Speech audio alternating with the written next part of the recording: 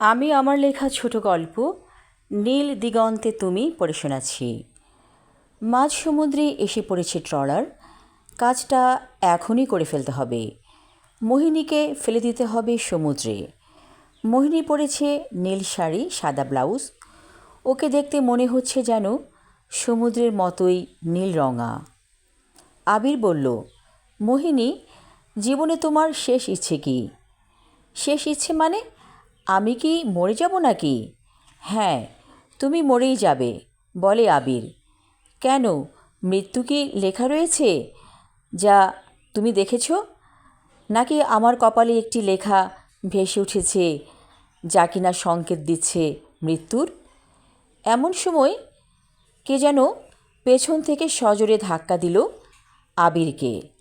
ছিটকে পড়ে গেল সে সমুদ্রে। মোহিনী দেখল ওদের ট্রলারে যে ছেলেটি চুপচাপ বসে থাকতো, তেমন কোনো কথা বলতো না, সেই ছেলেটি। মোহিনী বলল, এটা কি হলো? সে বলল, আপনাকে আমি বাঁচিয়েছি, কারণ সে চেয়েছিল আপনাকে সমুদ্রে ফেলে দিবে। মোহিনী বলল, প্লিজ আমার হাতটা ধরুন তো, মনে হচ্ছে শরীর ঠিক রাখতে পারছি না।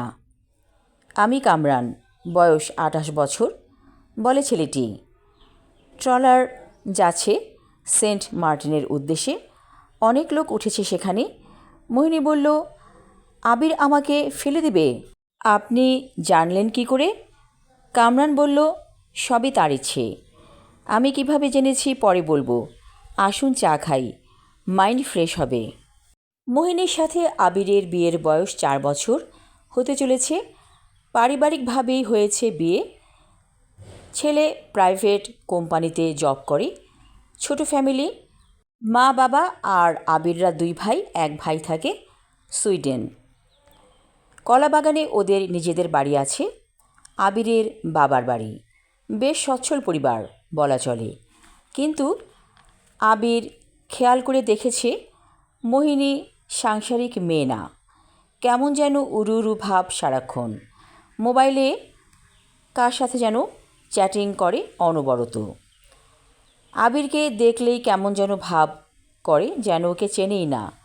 ব্যাপারটা ভালো লাগেনি ওর। একদিন একটি লোক ওকে বলে, আপনি যাকে বিয়ে করেছেন সে তো খুব ডিয়ারিং মেয়ে ছিল একসময়। কী বলছেন এসব? হ্যাঁ, আমি সত্যি বলছি। বিশ্ববিদ্যালয়ে ওর অনেক বয়ফ্রেন্ড ছিল। ওদের একটি গ্রুপ ছিল। সেই গ্রুপটা ছিল একটু অন্যরকম। ওরা কাউকে কেয়ার করতো না। ও কি প্রেম করতো নাকি, বলে আবির। না, তা জানি না, তবে অনেক ছেলেবন্ধু ছিল এটা জানি, বলে চলে গিয়েছিল লোকটি। সেদিন অফিস থেকে এসে 1 কাপ চা চেয়েছিল আবির। মোহিনী বলেছিল, কাজের বুয়াকে বলো প্লিজ। কেন, তুমি থাকতে বুয়া কেন? মোহিনী অবাক হয়ে বলেছিল, বুয়াই তো সবসময় চা দেয়। আর ফোনে কার সাথে চ্যাটিং করো সারাক্ষণ?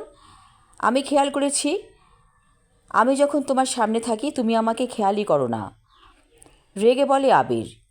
মোহিনী হেসে বলেছিল, আর বলো না, রানা নামে আমার এক বন্ধু ছিল ভার্সিটিতে, ওর সঙ্গেই চ্যাটিং করছি। অনেক দিন পর ওর সাথে দেখা হলো ফেসবুকে। আবির মুখ কালো করে চলে গেল মায়ের রুমে। মা, কী বউ এনেছো আমার জন্য, না ঘরকা না ঘাটকা, বলে আবির। মা বলল, বাচ্চা কাচ্চা নেই তাই একটু এমন, ছেলেপুলে হলে সংসারী হবে, একটু সময় দিতে হবে না? আবির কিছু না বলে চলে গেল ছাদে। সেখানে দেখল মিলি ভাবি বসে আছে। মিলি ভাবি ওদের ভাড়াটিয়া। বেশ কিছুদিন হলো ছাদের চিলেকোঠায় ভাড়া নিয়েছে স্বামী স্ত্রী। এখনও তাদের ঘরে সন্তানাদি আসেনি। মিলি ভাবি বলল, চা খাবেন? আসুন আমার সাথে। মাঝে মাঝে মিলি ভাবির সাথে কথা হতো। এত মজার চা খেতে দিল ভাবি যে মাথাটা ঠান্ডা হয়ে গেল। কথায় কথায় জেনেছিল মিলি ভাবি দ্বিতীয় পক্ষের স্ত্রী। ওনার স্বামী আরেকটা বিয়ে করেছে, অর্থাৎ আগের পক্ষের সংসার আছে। সেখানে 3টি ছেলেমেয়েও আছে। মাঝে মাঝে মিলি ভাবির সাথে আবির কথা বলে চা খায়, ভালোই লাগে সময় কাটাতে।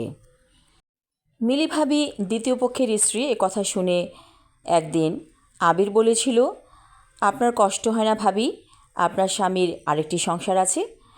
তখন মিলি ভাবি হেসে বলেছিল, আমি তো সংসারটাকে নষ্ট করেছি, জোর করে কামরানের বাবার জীবনে প্রবেশ করলাম। তার মানে আপনি কাল নাগিনী হয়ে ছোবল মারলেন বুকে? মিলি ভাবি হাসছে, যেন জলপুরীর মতো লাগছে দেখতে। আচ্ছা, জলপুরি বুঝি এত সুন্দর হয়? মিলি ভাবি ধবধবে সাদা সুন্দরী বললে ভুল হবে, সে শ্যামবর্ণের লাবণ্যময়ী নারী। চোখ দুটো যেন নীল সাগর, মনে হয় ডুব দিতে। মনে মনে ভাবে আবির। কখন যে মিলি ভাবির প্রেমে পড়ে গেল জানে না আবির। যখনই মিলি ভাবি বলে কামরানের বাবা আজ রাতে আসবে না, ঠিক তখনই চলে যেত মিলি ভাবির রুমে আবির। ওই সময় মোহিনী থাকতো বাবার বাড়ি। নানা কৌশল করে মোহিনীকে বাপের বাড়ি পাঠিয়ে দিত আবির। মোহিনী কিছুই বুঝতে পারত না।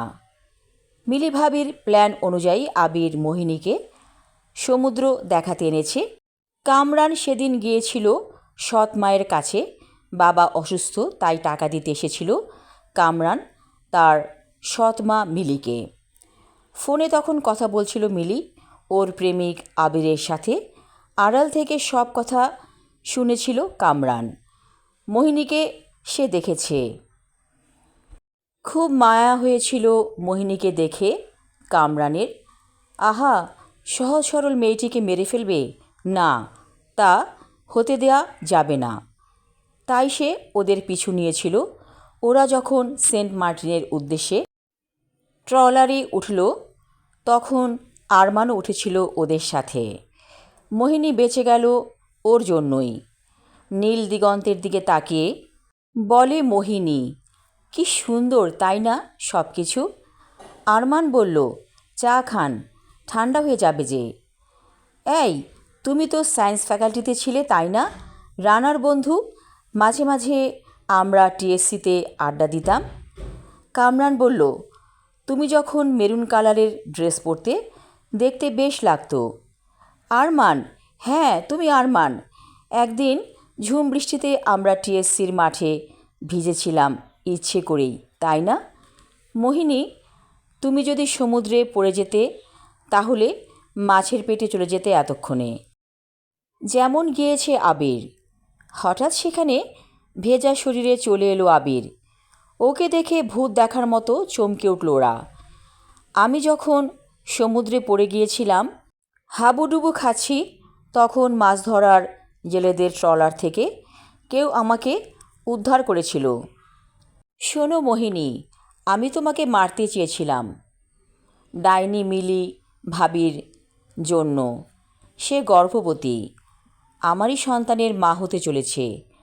তুমি আরমানকে নিয়ে সুখী হও, আর মিলিকে আমি বিয়ে করব। আরমানের বাবাকে ডিভোর্স দিয়ে দিবে মিলি, আর আমি বেঁচে যাওয়াতে খুনের দায় থেকে মুক্তি পেল আরমান। এই কথা আমি কাউকে বলবো না, আমি ওয়াদা করলাম। ততক্ষণে ট্রলার এসে পড়েছে সেন্ট মার্টিনের কাছে। ওরা সবাই নেমে পড়ল সেখানে। আমি আমার লেখা ছোট গল্প নীল দিগন্তে তুমি পড়লাম। আশা রাখছি ভালো লাগবে। ধন্যবাদ।